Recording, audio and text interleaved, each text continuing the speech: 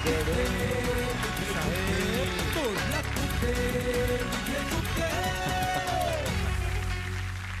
राम पाहुणे, राम राम राम राम. मी अवधूत उपते स्वागत करतो तुम्हा सर्वांचं तुमच्या लाडक्या कार्यक्रमात, ज्याचं नाव आहे कॉटन किंग प्रस्तुत खुपते तिथे गुप्ते. काही माणसांचं ना वय वाढलं असं वाटतच नाही, पण ते त्यांच्या बोलण्यामुळे काय बोलतात. अरे असं कसं बोलतोस रे, मोठा झालास ना तू, असं म्हणायची वेळ येते. पण अशी खूप माणसं असतात, तुम्हाला माहिती असतील, की ज्यांचं वय वाढलं हे पटतच नाही, ते त्यांच्या दिसण्यामुळे. ते कायम तरुण राहण्यासाठी जन्मलेत असं वाटतं. आणि असाच एक माणूस म्हणजे श्रेयस थापादे. हिंदीत आपली स्वतंत्र ओळख निर्माण करणारा मराठमोळा सुप्रसिद्ध अभिनेता, दिग्दर्शक आणि निर्माता श्रेयस थापादे.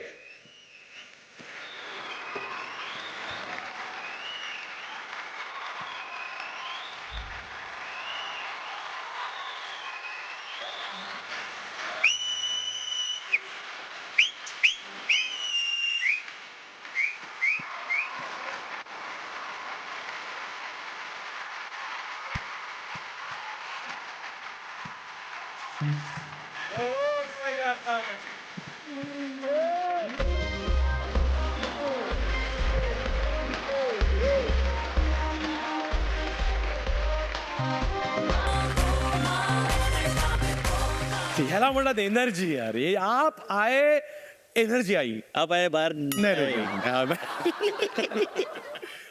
क्या बात आहे, क्या बात आहे श्रेयस. थँक्यू. हा, कसं वाटतं सेट बीट? अरे माइंड ब्लोईंग यार, सुपर्ब. आणि हे तर म्हणजे मला वेगळंच वाटतंय काहीतरी. हा, मग फक्त अरे आपण इन्फॉर्मली नाही, आपण फॉर्मल हो, आज फॉर्मल फॉर्मल कपडे. खूप छान सेट आहे अवधूत. खूपच मस्त वाटतंय. सो श्रेयस, तुझं झी मराठी तर्फे, तुझ्या स्वतःच्या चॅनल तर्फे, तुझ्या स्वतःच्या मित्राच्या लाडक्या कार्यक्रमामध्ये खुपते तिथे गुप्तेच्या या मंचावरती खूप खूप स्वागत पुन्हा. थँक्यू. आपण खूप गप्पा मारणार आहोतच, पण त्याआधी तू ज्याचं कौतुक करत होतास ती ही द खुर्ची. ही खोपणारी खुर्ची आहे, पण त्याचं काय माहितीये का, की आता ती रुसून बसली आहे. हा, ही खुर्ची रुसून बसली. ती म्हणते तू जोपर्यंत पुष्पाच्या आवाजात तिला डायलॉग म्हणून फिरायला सांगत नाहीस तोपर्यंत ती फिरणार नाही. आज ती माझं नाही ऐकणार, तर मी फिरवतो तिला. ए खुर्ची, पुष्पराज मैं झुकेगा नहीं साला.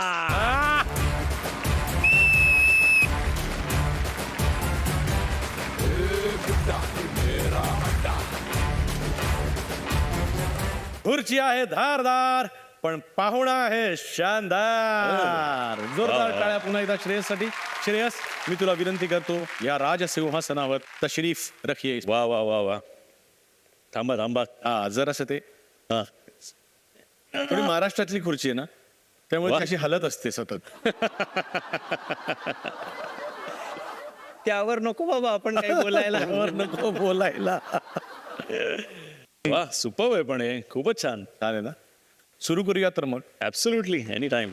नाटक सुरू व्हायच्या आधी दुसरी घंटा झाली की सहसा नट हा विंगेमध्ये तयार असतो, पण तू तिसऱ्या घंटेनंतरही प्रकट व्हायचा नाहीस. तू नक्की कुठे असायचा? आम्ही माहिती सगळी काढलेली आहे. कोणी माहिती दिली तुम्हाला? म्हणजे हे खरं तर हास्यास्पद वाटेल, पण हे खरं आहे. साधारण एक चहा प्यायची सगळ्या नाटकवाल्यांना सवय असतेच आधी. सो पहिली घंटा दुसरी घंटा झाल्यानंतर नाटकाचं टेन्शन आणि पोटात प्रेशर असं एकत्र यायचं. सो एकदा झालं असं की मी रमलो होतो आतमध्ये, है ना, आणि छान हलकं वाटत होतं, आणि अचानक दरवाजावर अशी म्हणजे फ्रँटिक थाप पडली. था श्रेयस. म्हटलं हा ताता बाहेर रे, तिसरी झालीये. तिसरी झाली आणि अनाउन्समेंट सुरू झाली. पण तुझी झाली होती की नाही? माझी ऍक्च्युली दुसरीच होती. पण मला कळे ना काय झालं. म्हटलं ताता पडदा उघडू नका, मी आलो. अरे असं कसं पडदा उघडू नका? अनाउन्समेंट झाली की पडदा उघडणार आणि पडदा उघडल्यावर तिथे एक म्हणजे बेड लावलेला असतो, हॉस्टेलची रूम होती आणि त्या बेडवर मी झोपलेलं आहे असं दृश्य आहे. आणि त्यात मी लेंगा घातला होता, ती नाडी लागत नव्हती.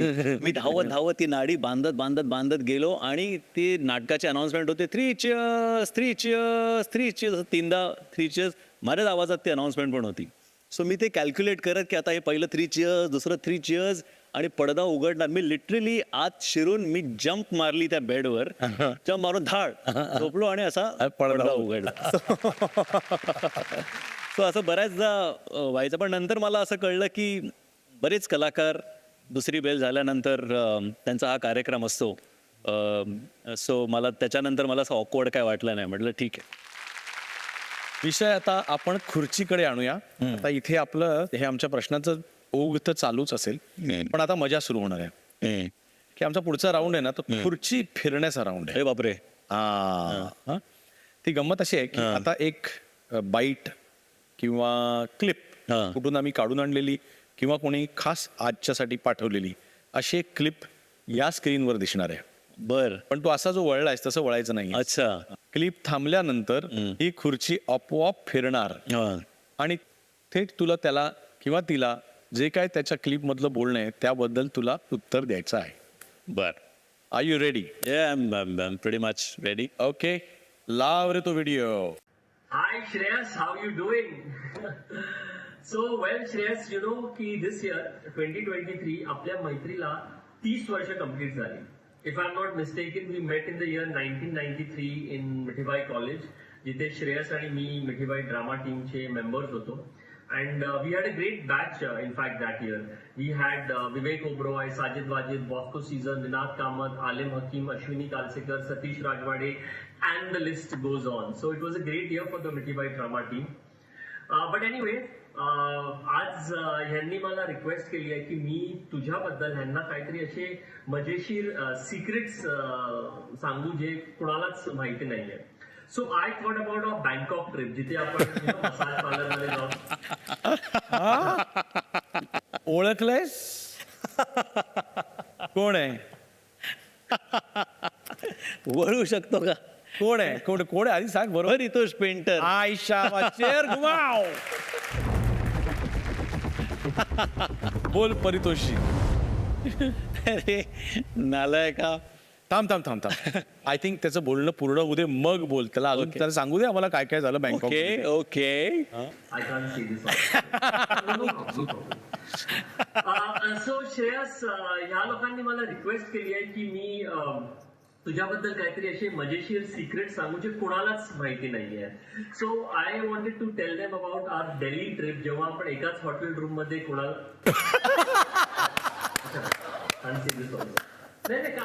It's okay. I got lot of other. No problem. Hi Shreyas, so मला या लोकांनी रिक्वेस्ट केली आहे की मी तुझ्याबद्दल काहीतरी अशी मजेशीर सिक्रेट सांगू जे दुसऱ्या कोणालाच माहिती नाहीये. So you remember the time जेव्हा आपण कुर्ल्याच्या डान्स बार मध्ये जाऊन. अरे काय आहे? अरे काय चाललंय? ऐक देवा, याला का आणलंय तुम्ही इकडे? अरे देवा. एक गोष्ट सांगायचं म्हणजे श्रेयस ची एक सवय आहे. Shreyas loves to rub earlobes of anybody who is sitting next to him. And मला तर ऍक्च्युली सवय होती, कारण मिठीबाई कॉलेजमध्ये जेव्हा पण आम्ही ड्रामाचे टीम मध्ये रिहर्सल्स वगैरे करायचो तेव्हा श्रेयस जेव्हा पण माझ्या बाजूला बसायचा तेव्हा he use to start rubbing my earlobes. So Shreyas, we love you. We all are proud of what you've achieved and where you've reached now. So love you a lot, bro. And you know, I'm always there for you. Cheers.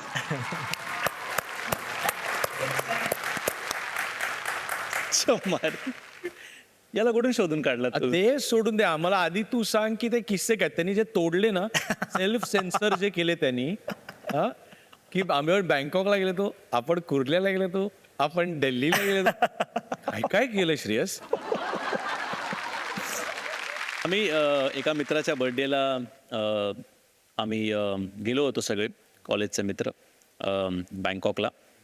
अर्थात सगळ्यांच्याच घरी माहिती होतं की आम्ही बँकॉकला चाललो. And is nothing wrong. किती सुंदर समुद्र आहे. रमणीय स्थळ रमणीय स्थळ आहे तिथे. सो त्यामुळे आम्ही तिथे गेलो आणि अगदी आम्ही एक 4 दिवस तिथे होतो. काय नाही, आम्ही म्हणजे सकाळी गपचूप उठायचो, नाश्ता करायचो, फिरायचो, काही गोष्टी शॉपिंग बिपिंग करायचो आणि परत यायचो म्हणजे संध्याकाळी. सो खूप छान जागा आहे बँकॉक. आणि म्हणजे कुर्ल्याला आम्ही कुर्ल्याला, हा. साधारण एक की कसं असेल बँकॉक. हा, नाही तो डान्स बार म्हणाला. तो म्हणाला डान्स बार. अरे डान्स बार वरती चित्रपट करणार होता तुम्ही, चांदनी बारचा पार्ट 2 तुम्ही करणार ते होता. अभ्यास अभ्यास, करता हा. म्हणून मला तो म्हणाला होता की आपण एकदा जाऊया का तिकडे एक 5-7 मिनिटांसाठी. म्हणून आम्ही तेवढ्या वेळासाठी फक्त गेलो आणि ते सगळं दृश्य बघितलं आणि म्हटलं बापरे, आपण नेहमी यायला हवं.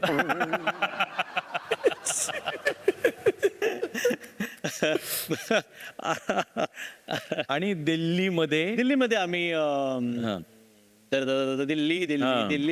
दिल्लीमध्ये आम्ही एका रीडिंगसाठी भेटलो होतो. आता हे काय झालं हे आम्ही तर गेसच नाही, वाटतो. मला नाही करायचा हा कार्यक्रम.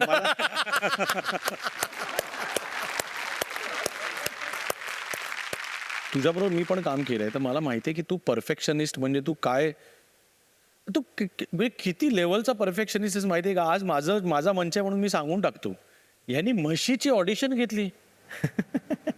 हा, सहकलाकारांची ऑडिशन घेणं ठीक आहे, म्हशीची ऑडिशन. ऍक्च्युली म्हशीची मी ऑडिशन घेण्यापेक्षा म्हशीच माझी ऑडिशन घेत होते असं म्हटलं तर खरं तर चालेल. कारण आम्ही इक्बालची जेव्हा ट्रेनिंग सुरू केलं तेव्हा आम्ही सकाळी 4:30-5:45 उठायचो. मग थोडं वॉर्मअप, एक्सरसाइजेस, क्रिकेट वगैरे सुरू करायचो आणि एक 8:30-9ला ग्राउंडवरच नाश्ता यायचा माझा. मी तिकडेच खायचो आणि मी मशीनच्या गोठ्यात जायचो. तर पहिल्यांदा जेव्हा मी त्या गोठ्यात गेलो तेव्हा मला सांगितलं तुला या मशीन बरोबर थोडी मैत्री करायची आहे आणि मग त्यांना घेऊन तुला फिरायला न्यायचंय. त्यांना एक छोटासा तिकडे पॉन्ड होता, तिकडे आंघोळ घालायची आणि परत आणून सोडायचंय. सो मी म्हटलं ओके. मी जेव्हा पहिल्या गोठ्यामध्ये गेलो ना तेव्हा एक म्हैस तिने असं केलं, दात अशी केली. मी म्हटलं बापरे, हे काहीतरी वेगळंच आहे. मग मला त्यांनी समजावलं की असं कुठलीही म्हैस तुझ्या बरोबर येणार नाही, तुला आधी म्हैस म्हणजे काय मुली आहेत. एक्झॅक्टली बरोबर. पण तेही माझ्या बरोबर होत नाही. आले, आपण इथे एवढंच बोलू शकतो. बर पुढे. सो तुला त्यांच्याशी मैत्री करावी लागेल, तुला थोडी ओळख निर्माण करावी लागेल आणि मग सो त्या गोठ्यामध्ये जर का 4 म्हशी असतील तर त्यातली एकच म्हैस मैत्री करण्यासारखी होती. अच्छा. मग मी म्हटलं आता इकडे एकच आहे, मग काय करायचं. मग ते वाटलं दुसऱ्या गोठ्यात जायचं. मग असं दुसरा गोठा, तिसरा गोठा, चौथा गोठा, अरे बाप. असं करत करत मग तिकडनं त्या 4-5 गोठ्यांमधनं एक 5-6 म्हशी ज्या होत्या आमच्या दाखवलेल्या त्यांना घ्यायचं. मग त्यांना फिरायला घेऊन जायचं. मग त्यांना छान अंघोळ बिंघोळ घालायची, स्वच्छ करायचं, धुवून काढायचं आणि परत येऊन मग त्यांना आपापल्या गोठ्यामध्ये सोडून मग मी माझ्या पुढच्या कार्यक्रमाला लागायचं. म्हणजे मित्र हो, बघा आपण सहसा म्हणतो की बहुत पापड बेलने पडते हैं, बहुत भैंसे धोने पडते हैं, ये भी है इसके पीछे. मध्ये हा चित्रपट झाला होता आणि मग हिंदीत करायचं ठरलं. मग मराठीतल्या दिग्दर्शकाला खुपलं का ते त्यावेळेला. त्याला वेळ नव्हता. हो, आर यू सिरियस. दिग्दर्शकाला वेळ नव्हता. मग मी काय करणार. काय सांगतोस काय. दिग्दर्शक खूप बिझी झाला बाबा. वेगवेगळे सिनेमे दुसरे यायला लागले. कारण म्हणजे तेव्हा असंही झालं होतं की आम्ही सिक्वेल बद्दल बोलत होतो आणि त्याला म्हणालो की आपण सिक्वेलचा प्रयत्न करायचा आहे. सो तो म्हणाला की ठीक आहे आपण भेटू. म्हटलं आपण कधी भेटू. मी सांगतो. So he was busy. आम्ही भेटू नाही शकलो आणि मग त्याच्यानंतर I think he directed another film with some of our team members from Poster Boys ज्याने ती प्रोड्यूस केली. आणि तेव्हा म्हणजे खरं तर मला शॉक असा होता की मी त्या बाकी टीम मेंबर्सना लिटरली 4 दिवस आधी ऑफिसमध्ये भेटलो आणि मी त्यांना विचारलं की अरे काय तुम्ही फिल्म करताय, यु नो काही मदत लागली तर लेट मी नो. नाव काय असणार आहे फिल्मचं. नाही अजून काय ठरलं नाही आहे.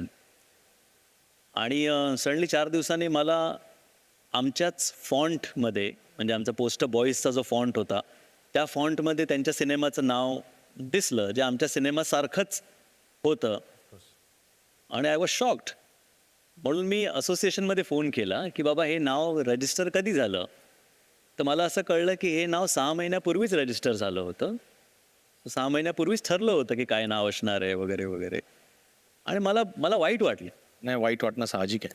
पण मग मध्यंतरी जे तू स्टेटमेंट केलं होतंस की बॅकस्टॅबिंग खूपदा झालं माझ्याबरोबर, त्याच्यामधला हा एक किस्सा आहे का? तू त्यावेळेला नावं नव्हती घेतलीस, पण नाही, नावं मी आजही घेणार नाही. नाही, नाव घ्यायची गरजच नाही. पण आपण त्याच्या पण या गोष्टी अशा गोष्टी घडत राहतात. पण फक्त एवढंच आहे की जे रोजी पिक्चर आपल्याला दिसतं ना, हां, तसं नसतं. तसं नसतं. त्याच्या मागे म्हणजे कधी कधी ट्विटरवर वगैरे खूप जण काय काय बोलत असतात. जसं मलाही असं म्हणतात, जेव्हा गोलमाल अगेन आली होती तेव्हा असं म्हणाले की अच्छा गोलमाल चलो इनको नौकरी मिल गई, ओके अब ये कर लो, इसके बाद वापस आराम करना पडेगा. तुमचे एक सक्सेस येते आणि तुम्हाला अनेक शत्रू खूप तयार शत्रू होतात. आहेत. हां? खूप शत्रू आहेत. कारण काय आहे ना, तुमचं एक सक्सेस आहे ना, ते लोकांना खूप आवडतं. अरे वा वा वा वा छान. पण ते जर कन्सिस्टंटली व्हायला लागलं ना, मग ते खुपायला लागतं. उपायला हाच का? हां. यालाच का मिळतंय? असं कसं म्हणजे असंही झालंय की जेव्हा मी हिंदीत गेलो अवधूत, तेव्हा मी बऱ्याच आपल्या मराठी मित्रांना हिंदीमध्ये जेव्हा काही अपॉर्च्युनिटी असायची तेव्हा मी काही आपल्या मराठी कलाकारांची नावं सुद्धा सजेस्ट करायचो. करायचास? हो. अरे वा. तेव्हा एक दोनदा असं झालं की मला त्या प्रोडक्शन टीममधनं वगैरे सांगितलं. मी त्यांना म्हटलं, अरे पूछा क्या उसको? तो बोला हाँ पूछा. बोला तो उन्होंने बोला कि अगर कुछ लीड रहेगा तो ही बोलो, नहीं तो वी आर नॉट इंटरेस्टेड. मग माझं असं झालं, बाबा मी कदाचित चुकतोय कुठेतरी. होय. कारण माझा जो अप्रोच आहे तो जरुरी नाही की दुसऱ्यांचा पण तसाच अप्रोच असेल, you know. So then I took a back seat. मी म्हटलं ठीक आहे बाबा, आपण आपलं काम करू. दीप्ती मला सांगायची की तू तुझं काम कर गपचूप हा. शांतपणे, ओके, उगाच जास्त भानगडीत पडत जाऊन. आता आमच्याकडे पुन्हा एकदा खुर्ची फिरवायची वेळ आलेली आहे हो, आणि अजून एक तुला बाईट अच्छा. दिसणार आहे. लाव रे तो व्हिडिओ. श्रेयसजी तळपदे मी बोलतोय. मी तुमचा मित्र म्हणजे तुम्ही मानत असाल तर, आणि तुम्हाला वाटत असेल हे सगळं ड्रामॅटाईज करून बोलणं, हे सगळं नाट्य, ही उत्सुकता, हा ताण हा देणारा माणूस कोण आहे, तर तुमच्या अगदी जवळचा माणूस, असा माणूस ज्याची जन्मतारीखसुद्धा सेम आहे, तीच जन्मतारीख ज्या दिवशी तुम्ही जन्माला आलात. कोण आहे तू ओळखला असशीलच, हो, ऑफकोर्स ऑफकोर्स. पण आता मला काहीच ऐकायचं नाही. खुर्ची घुमाव. जे काय असेल तुझ्या मनातलं ते थेट तुझ्या लाडक्या जितूशी बोल. Okay Jeetu, go on. एकदा काहीतरी खाण्यासाठी म्हणून तू पैसे दिले होतेस आणि मी शिवाजी मंदिरचा प्रयोग संपल्यानंतर मला पैसे मिळाले, मी तुला पैसे देत होतो आणि तू नको नको मी नाही घेणार. आणि तुझी बस खरं तर लोखंडवालाची निघायची आपल्या दादरवरून, पण मी तुझ्या मागे मागे तू घेणार नाही म्हणून असं करत आपण माहीमपर्यंत गेलो. मी नाही विसरणार कधीच. किंवा माझा प्रयोग होता, किडनी स्टोनचं माझं ऑपरेशन होणार होतं आणि त्याही वेळेला तू मला मदत केली होतीस. आणि मग म्हणजे एक अत्यंत प्रेमळ बाबा, आमचा काका श्रेयसचे बाबा, आणि अत्यंत प्रेमळ आई, जेव खाऊ घालणारी, आणि त्यानंतर तुला लाभलेली प्रेमळ बायको, आमची वहिनी. श्रेयस, अनेक गोष्टी आहेत, अनेक मनामध्ये भावना आहेत. मला जेव्हा काम नव्हतं तेव्हा सतीश राजवाडेकडे, आपल्या मित्राकडे असिस्टंट म्हणून घेऊन जाणारा तूच होतास. नेहमी माझी काळजी घेतलीस, मला नेहमी खाऊ पिऊ घातलंस, मला घरी बोलवलं. मला एक किस्सा खूप ठळकपणे आठवतो आहे. आईने तुला सांगितलं होतं तुझ्या की आता काहीतरी नोकरी धंदा बघ, हे नाटका वगैरेमध्ये काही होत नाही आहे, आणि आपण दोघे मिळून स्वामी समर्थ सर्कलच्या इथे जे महाराजांचा मठ आहे, स्वामींचा मठ आहे, तिथे गेलो आणि तिथे आपण दोघांनी प्रार्थना केली.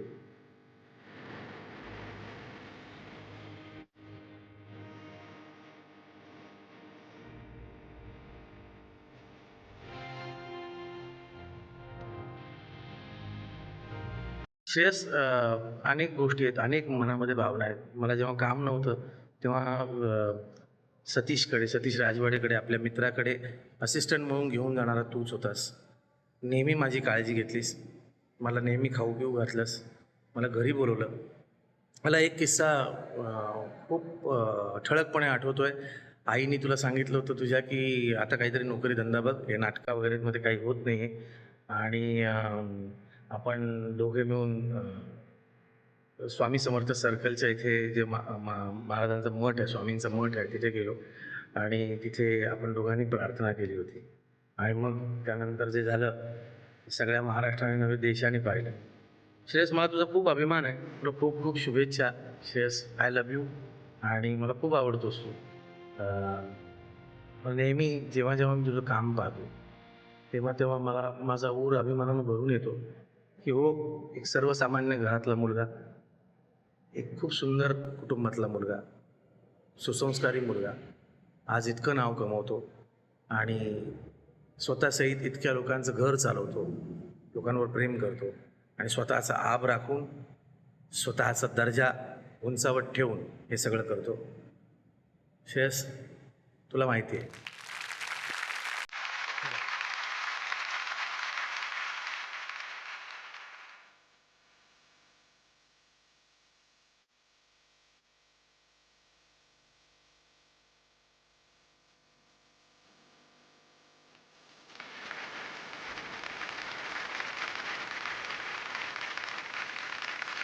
श्रेयस, काय सांगशील? जितू, लाईक आय सेड, जितूला खूप प्रेम करतो जितूवर. कारण जेव्हा तो मुंबईमध्ये आला तेव्हा आम्ही 3 चेअर्स नावाचं एक नाटक करत होतो, त्यात आम्ही 7 जण होतो आणि बिकॉज तो नवीन होता तेव्हा त्याला सगळे रॅग करायचे आणि मला असं वाटायचं अरे नका रे त्याला रॅग करू, बिचारा खूप प्रयत्न करतोय. So I use to feel for him like he was like my younger brother. आणि प्लस आमची बर्थ डेट पण सेम होती, त्यामुळे कुठेतरी तो सॉफ्ट कॉर्नर होता. तो बर्थडे पण घरी आमच्या ही सगळी 3 चेअर्सची टीम आली होती आणि कोणी असं बाकी नव्हतं. आईने एक केक आणला होता मला वाटतं आणि आई म्हणाली तुम्ही दोघंही मिळून तो कापा. सो जितूला म्हटलं की तू केक कटिंग. तो जितू मला बोलला की श्रेयस, मी आयुष्यात पहिल्यांदा केक कापणार आहे. म्हटलं म्हणजे? तो बोलला मी आजपर्यंत कधीही माझ्या बर्थडेला मी केक कापलाच नाहीये. आणि I felt I don't know what I felt. पण म्हणजे माझ्यासाठी शॉक होता तो की बर्थडेला केक नाही कापला तू यार. आणि मग मी त्याला दिलं तो चाकू आणि म्हटलं तू काप. सो त्यांनी कापला. अर्थात तो रडला आणि it was an emotional moment for all of us. पण तेव्हापासून कुठेतरी मला असं वाटलं की मी याला जेवढं सांभाळू शकेन तेवढा मी सांभाळायचा प्रयत्न करीन. तो बाईटमध्ये जो बोलला की तुला घरच्यांनी सांगितलं की आता हे बंद करून नोकरी करायला लाग, इतक्या लेवलपर्यंत फ्रस्ट्रेशन गेलं होतं? हो, कारण काहीच घडत नव्हतं ना. म्हणजे नाटकांमधनं फार असे काही पैसे मिळत नव्हते, कारण नाटकाचे प्रयोग व्हायचे पण तेव्हा जी नाईट असायची ती फार कमी असायची. आई मला सकाळी उठवून बँकांच्या परीक्षेसाठी जबरदस्ती पाठवायची वगैरे. आणि मला एक डेडलाईन दिली होती की 99 एंडपर्यंत जर का तुझं काही झालं नाही याच्यामध्ये तर गपचूप हे सगळं सोडून द्यायचं आणि नोकरी करायची. सो 99 एंडपर्यंत मला डेडलाईन होती आणि 99 एंडपर्यंत काहीच झालं नाही. सो मी म्हटलं की ठीक आहे आता मी नोकरी शोधायला लागलो. त्यात मला काही मित्रांनी सांगितलं की अर्थात म्हणजे माझी टांग खेचली होती. मला सांगितलं की बँक ऑफ टोकियो आहे ना, बँक ऑफ टोकियोमध्ये त्यांना नाटकातली मुलं पाहिजेत. म्हटलं काय बोलतो? हो मग नोकरी पण देतात, चांगला पगार आहे आणि त्यांना नाटकं पण ते करणार. म्हटलं bank of Tokyo?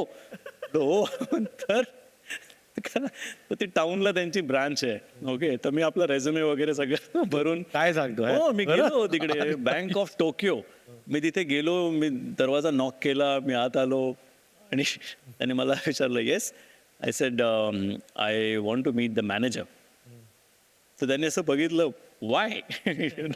They said, I'm an actor and I got to know that you are hiring actors in your bank and you're probably going to be involved in dramatics. त्यांनी असं बघितलं, get out please. Yes, get out. आणि मग luckily 2000च्या फेब्रुवारीमध्ये one afternoon I got a call की आबाळ मॅ अशी सिरीज आहे तू बघतोस का? आणि म्हटलं हो. मग ठीक आहे आज संध्याकाळी येऊन भेट, एक रोल आहे. तुला माहिती आहे अवधूत, माझ्या आयुष्यात जेवढे पॉप्युलर माझे रोल्स सगळे झालेत, वेदर इट इज इक्बाल और आभाळ माया और गोलमाल रिटर्न्स, हे सगळे I am the second choice. Okay, and I am very proud of it. कारण इव्हेंच्युअली ते तुमच्याकडे आलं ना, सो इट डझंट मॅटर. पण हे तुला जे तुझ्यावर जे काय आपण म्हणतो रॅगिंग झालं, ओव्हरऑल जगाने केलं, टोमणे मारले, तर ह्याच्यामधला खरोखर सिरियसली आठवतो असा कोणाचा टोमणा किंवा कोणी काय बोललेलं असं मनाला लागलेली खुपलेली एक गोष्ट?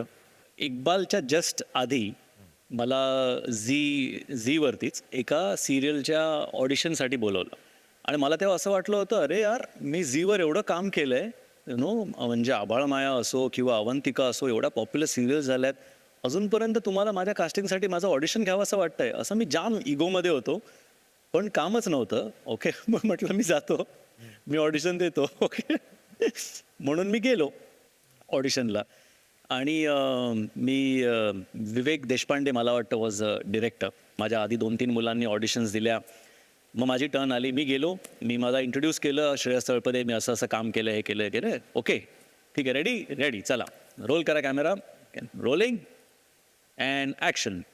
आणि मी बोलायला सुरुवात करणार इतक्या कॅमेरामॅन म्हणाला की एक मिनिट थांब, जरा काहीतरी प्रॉब्लेम झाला आहे. तर कॅमेरा चेक करायला लागला. तो चेक करतोय, 5 मिनटं झाली, 10 मिनटं झाली. मला सांगितलं बस जरा बघू दे काय झालं आहे ते. अरे आत्ता चालू होतं, असं काय झालं वगैरे. 15 मिनटं 20 मिनटं कॅमेरा काही चालू होईना. तर मला तो बोलला, मग आता दुसरा तर माहीत नाही, म्हणजे आज येईल की नाही, मग आपण नेक्स्ट टाइम परत ऑडिशन असेल तेव्हा मी तुला सांगतो, तू आता जा घरी. ओके, म्हटलं बरं ठीक आहे, म्हणून मी निघालो. आणि मी तेव्हा पेजर असायचे, अर्ध्या वाटेत गेल्यावर मला पेजर वाजला, या कॉल दिस नंबर. मी उतरलो आणि मी फोन केला, तर विवेक दादाचा फोन होता. अरे कॅमेरा सुरू झालाय श्रेयस, तू येऊ शकतोस का परत? म्हटलं हो मी येतो. म्हणून मी यू टर्न, ओके, दुसरी बस, आणि मी परत तिकडे ऑडिशनच्या इथे गेलो. तोपर्यंत त्यांनी मध्ये अजून 2 मुलांचं ऑडिशन घेतलं होतं. रेडी, चल रोल कॅमेरा, परत इंट्रोड्यूस केलं मी परत, चल आता तर बोल आता तुझी वाक्य जी आहेत. Okay, roll camera, rolling, Shreyas, action. थांबा सर, 1 मिनिट. परत cameraman Don't tell me. Sir 1 minute, Don't tell me. जरा आय एम नॉट लाईंग. यातली एकही हा किस्सा नाहीये, म्हणजे हा बनवलेला किस्सा नाहीये, हे घडलं. सर एक मिनिट थांबा, काहीतरी प्रॉब्लेम आहे. परत 5 मिनटं 10 मिनटं चेक करतोय, परत अर्धा तास गेला, त्यांनी काय होईना. बोला नहीं सर, ये वापस बंद हो गया. कॅमेरामॅन होता तो मला म्हणाला, तू पनवती है रे. म्हटलं अभी रहूंगा क्या क्या मालूम, अभी बंद हो रहा है कॅमेरा, तो क्या करूं. तो बोलला की हां, विवेकदा बोलला की श्रेयस जा तू, आपण काय, मी तरी काय बोलू, कॅमेरा बंद झालाय, तू जा, जेव्हा चालू होईल तेव्हा बघू. म्हणून मी गेलो तिथून. मी गेलो आणि मला 4 दिवसांनी इक्बालच्या ऑडिशनचा फोन आला. मी तिथे गेलो, माझं सिलेक्शन झालं आणि इक्बाल झाला. सो तुमचा जर का दैवावर विश्वास नसेल तर या घटनेवर विश्वास ठेवा की त्याचा 2 वेळा कॅमेरा बंद पडला आणि त्याला ऑडिशन देता आली नाही, कारण 4 दिवसांनी त्याच्या भाग्यामध्ये इक्बाल होता. ॲब्सोल्युटली.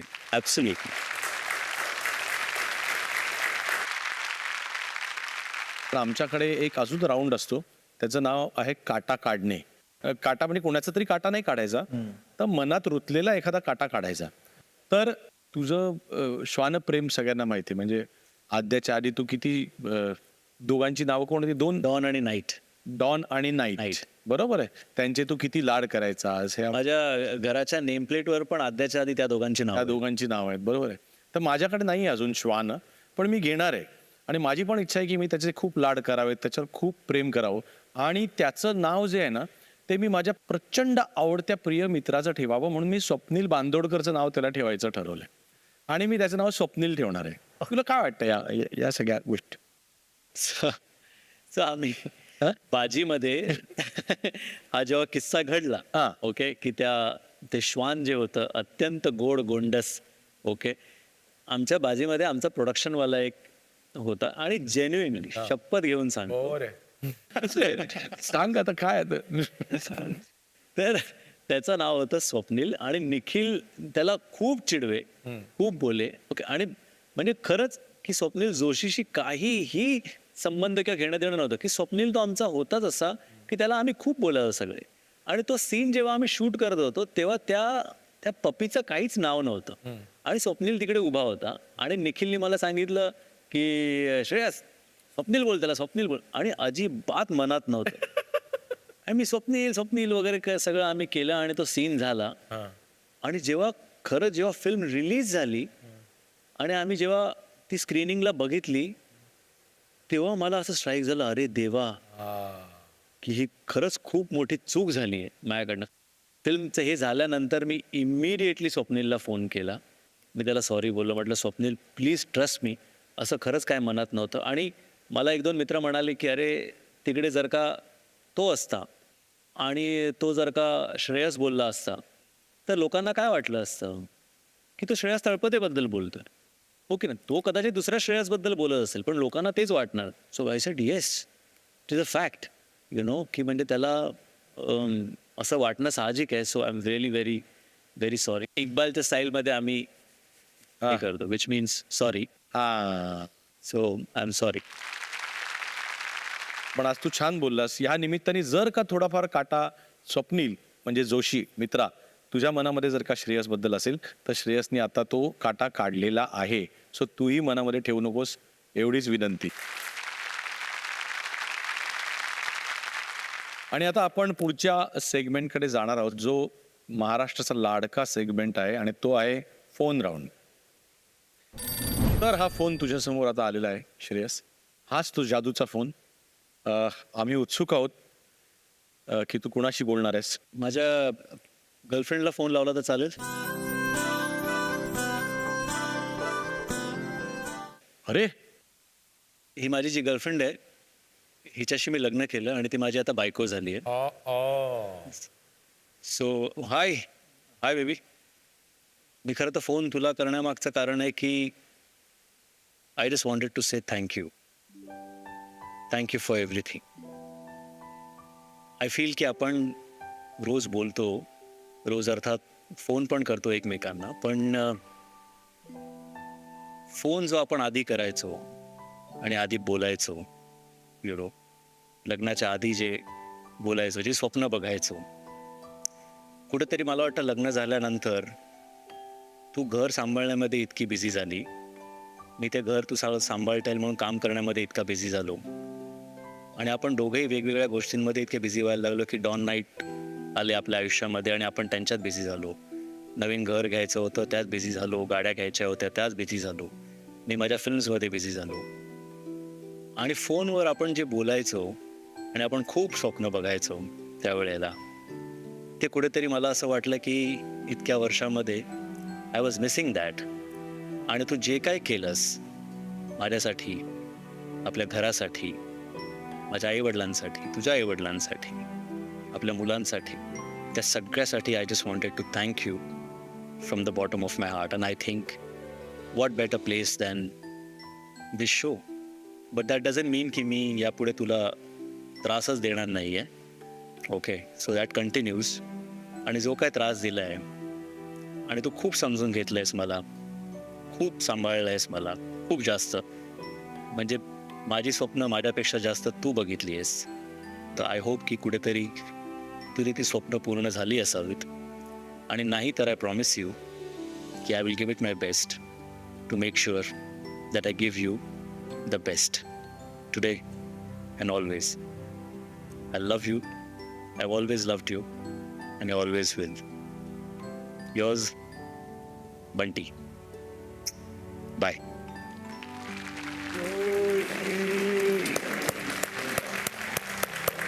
श्रेयस, तुझी आणि दीप्तीची जोडी अगदी दृष्ट लागण्यासारखी अनुरूप जोडी आहे. पण तुम्ही जेव्हा केव्हा भांडता तेव्हा पहिल्यांदा सॉरी कोण म्हणतं? हा प्रश्नच नाहीये. हो हो, कोण? ती. पण मला सांग, आपलं जेव्हा टेलिकास्ट असेल ते प्लीज मला जरा आधी सांगून ठेव. हा, माझ्या बायकोला मी बाहेर कुठेतरी घेऊन जाईल. एडायस, मी चुकून माकून हे एडिट केलं ना, त्याच्या क्लिप्स पाठवणार आहे मी तिला. माझी मैत्रीण आहे ती. आता पुढचं सेगमेंट जे आहे ते आहे मॅजिक बॉक्स.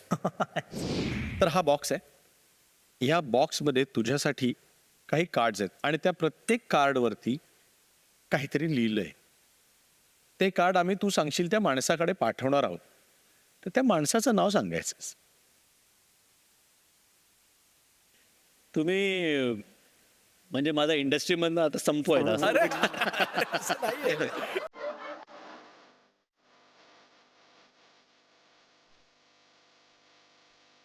या ओके. खरं सांगायचं तर मी सॉरी बोलण्यासारखं कधीच काहीच केलं नाही. पण तरी सुद्धा एक व्यक्ती ज्याला मी तरी सुद्धा सॉरी बोलू इच्छितो for whatever misunderstandings have happened. Okay. आणि ती व्यक्ती म्हणजे नगेश कुकनूर. नगेश कुकनूरला मला हे कार्ड पाठवावं असं वाटेल कारण खूपच वायफळ आणि छोट्या गोष्टीवरून काही मिसअंडरस्टँडिंग झाली आमच्यामध्ये. म्हणजे बऱ्याच लोकांनी मला विचारलं की नंतर तुम्ही एकत्र काम का नाही केलं. तुम्ही सलग 3 सिनेमे एकत्र केले. Iqbal, Dor, Bombay to Bangkok. I think whatever it is time to forgive and forget. And similarly, it is time to apologize. So जर हे कार्ड पाठवायचं असेल तर मी नगेश कुकनूरला पाठवेन. आता पुढचं कार्ड बघूया. मलाही माहित. आई शाबास. हे फार फार मस्त आवडलेलं कार्ड आहे.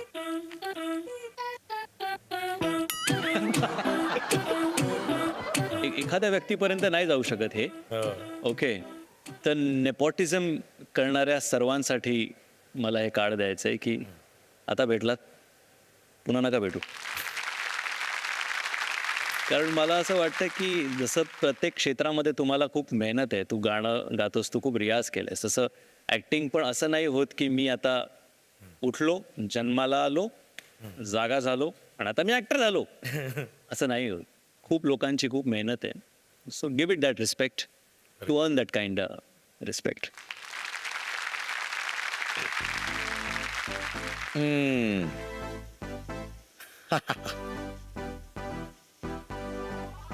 तुझा क्रश कोण?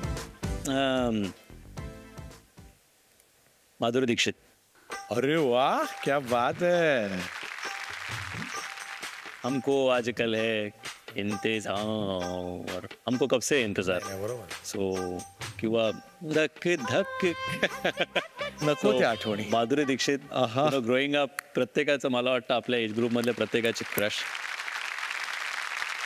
पण फक्त काय ना आजपर्यंत कधी एक काम करायची अपॉर्च्युनिटी नाही आली. म्हणजे काम तर लांबची गोष्ट. आम्ही एकदाच फक्त लिफ्टमध्ये भेटलोय. त्याच्या पलीकडे आमची भेटही नाही झालेली. Which is so unfortunate. पण होईल होईल, नक्की होईल. आमचा हा मंच फार लकी आहे. Very good. गेल्यानंतर लगेच ती अपॉर्च्युनिटी मिळणार. Very good. तुझ्या त्या अपॉर्च्युनिटीसाठी तुला all the best. Thank you. Thank you. आणि हा राऊंड इथेच संपलेला आहे. आणि आता वेळ झालेली आहे रॅपिड फायर राऊंडची. आवडती मालिका आभाळ माया की माझी तुझी रेशीमगाठ? अब फसे. माझी तुझी रेशीमगाठ. हा, माझी तुझी रेशीमगाठ. अरे चा. Abhal Maya will always be very very close, very dear. कारण ती माझी पहिली मालिका होती. पण तू दोघांमध्ये विचारशील तर I think I go with माझी तुझी रेशीमगाठ. स्टाईल आयकॉन म्हणून ओळखले जाणारे 2 नट आहेत. त्यातला कुठला नट तुला खराखुरा स्टाईल आयकॉन वाटतो? अंकुश चौधरी का स्वप्नील जोशी? अंकुश चौधरी.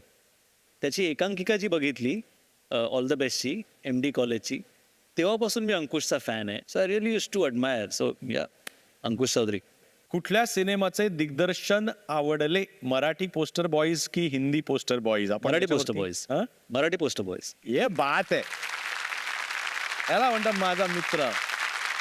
याला म्हणतात माझा. विदाऊट अ डाऊट. म्हणजे ऑल थिंग्स अपार्ट जे काय आमच्यात झालं, पण जो सिनेमा त्यांनी केला तो अफलातूनच केला. त्याच्याबद्दल काहीच वा वा श्रेयस.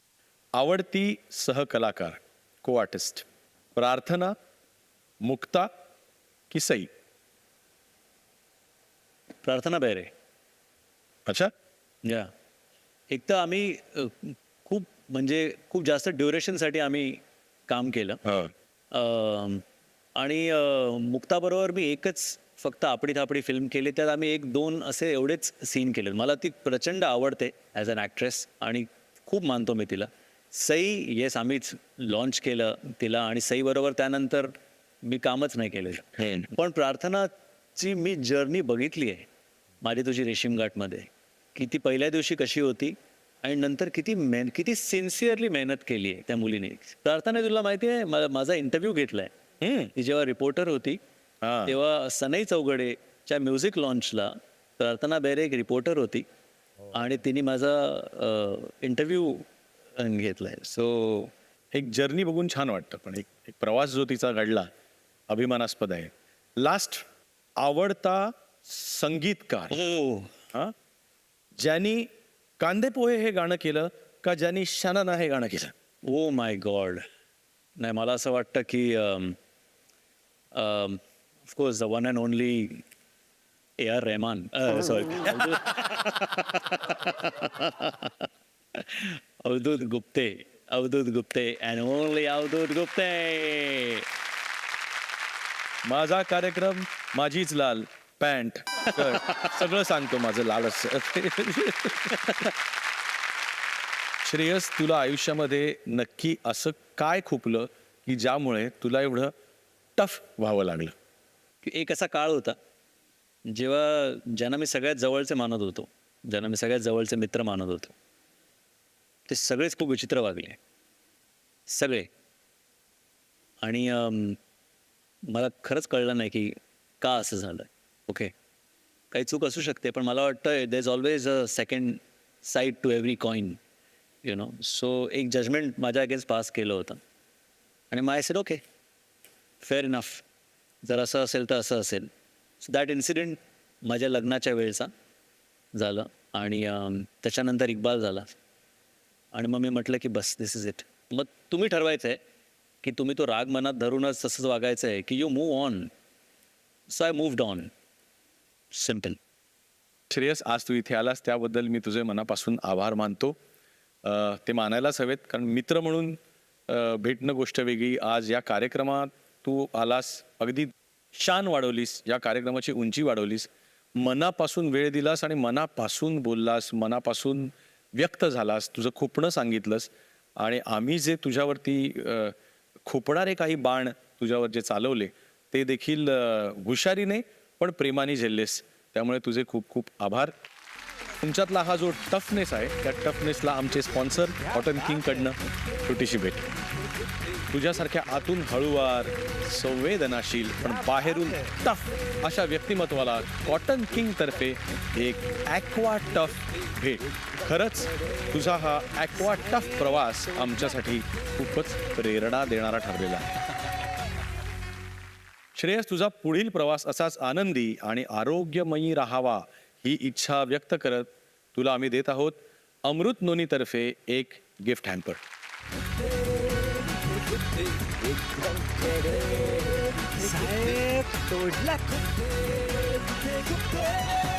तर मित्रांनो, आजच्या ह्या भागातनं तुम्हाला मजा तर नक्की आली असणारच आहे, परंतु एक पॉझिटिव्हिटी, एक सकारात्मकता तुम्हाला या खुपण्यातनं मिळाली आहे श्रेयस तळपदेकडनं. असेच भारी भारी डायनॅमिक जोरदार गेस्ट आम्ही कायम आणत राहणार आहोत आणि पुढच्या आठवड्यात याच वेळी, याच क्षणी, याच वाहिनीवरती पुन्हा भेटू, ह्याच तुमच्या लाडक्या कार्यक्रमामध्ये ज्याचं नाव आहे कॉटन किंग प्रस्तुत खुपते तिथे गुप्ते.